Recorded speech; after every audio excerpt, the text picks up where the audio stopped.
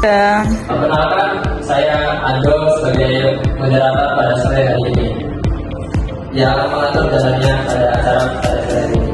Oke, untuk acara yang pertama yaitu pembukaan, kita buka acara pada sore hari ini dengan bacaan basmalah terlebih dahulu.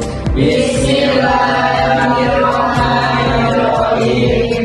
Untuk yang kedua yaitu penyampaian materi oleh narasumber yang bernama Kak Dini dan juga Mbak Salsa. Kalau sudah tepat, kami persilahkan.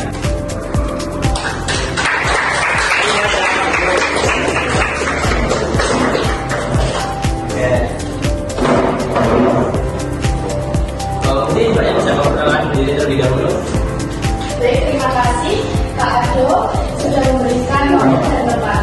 Assalamualaikum warahmatullahi wabarakatuh. Waalaikumsalam warahmatullahi wabarakatuh. Selamat sore teman-teman. Sore. Bagaimana hari ini, semangat? Semangat. Kita izin dulu ya Pak, boleh? Boleh. Perkenalkan, saya Jintania selaku pemateri dan dengan saya Sasa Aprilia. Di sini kita akan mengedukasi terkait menstruasi. Jadi langsung saja ya, boleh kita lihat.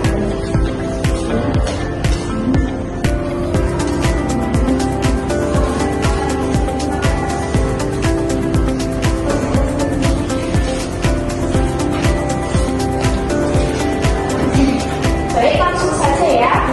Apa sih menstruasi itu? Menstruasi adalah keluarnya darah dari vagina setiap bulan pada perempuan. Nah, hal ini terjadi karena janin rahim yang sudah meninggal dulu karena tidak terjadi kehamilan. Menstruasi adalah tanda bahwa organ reproduksi perempuan berfungsi dengan normal.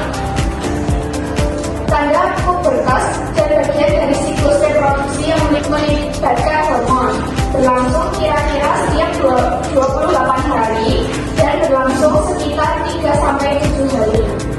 Tanda dan gejala menstruasi bisa meliputi perasaan tidak nyaman saat beraktivitas, nyeri atau kram perut bagian bawah. Nyeri atau kram pada perut bagian bawah yang terjadi saat menstruasi akibat kontraksi otot rahim disebut dismenor. Kondisi ini bersifat umum dan dialami oleh banyak perempuan. Namun tingkat nyerinya berbeda-beda setiap individu. Nah, kapan kita harus periksa ke tenaga kesehatan? Untuk yang pertama, pada saat nyeri yang sangat hebat, yaitu tidak mampu beraktivitas atau bangun dari tempat tidur. Untuk yang kedua, nyeri tidak berkurang meskipun sudah dilakukan penanganan mandiri. Penanganan tersebut bisa meliputi kompres hangat, pijat lembut pada perut. Jika tidak bisa ditangani, langsung periksa diri ke tenaga kesehatan. Lanjut, cara mengatasi nyeri haid yang pertama adalah solusi hangat dengan menempelkan air hangat atau bantal pemanas ke perut bagian bawah. Yang kedua, minum yang benar, yaitu minum air putih yang cukup untuk mengurangi embun. Lalu yang ketiga yaitu gerakan rileks. Lakukan peregangan atau jalan santai untuk melancarkan aliran darah. Poin keempat, pijat dan pemicu nyaman.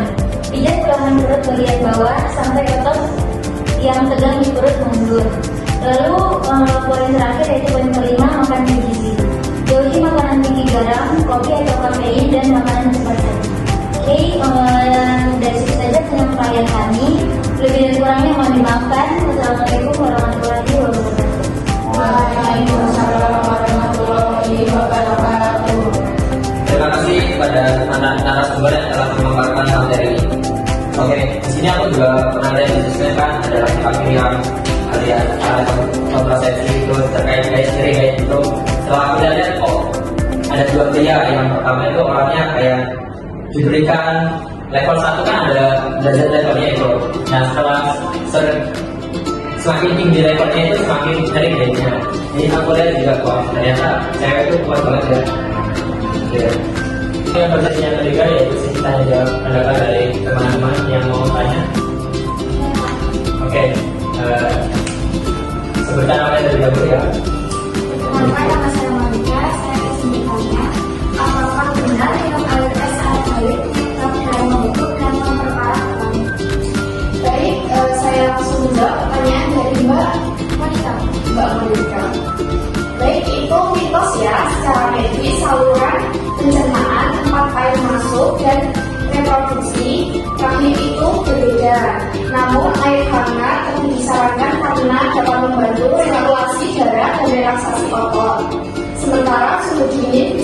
memicu penyempitan pembuluh darah pada beberapa orang yang sensitif.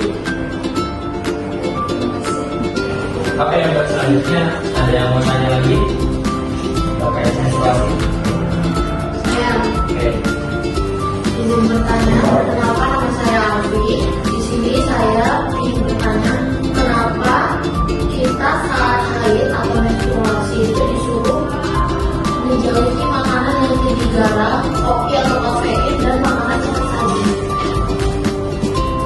Izin dijawab, karena garam bersifat mengikat air dalam tubuh. Hal ini dapat menyebabkan perut terasa lebih kembung dan bugar, yang akan memperparah rasa tidak nyaman saat garam lain terjadi. Ada yang mau tanya lagi? Saya perkenalkan, saya Sani. Izin bertanya, mengapa stres bisa membuat nyeri head terasa tertutup?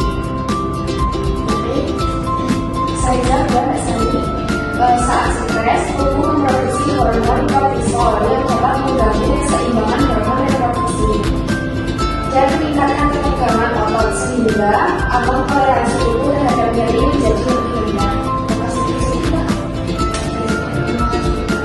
Ada yang mau tanya lagi?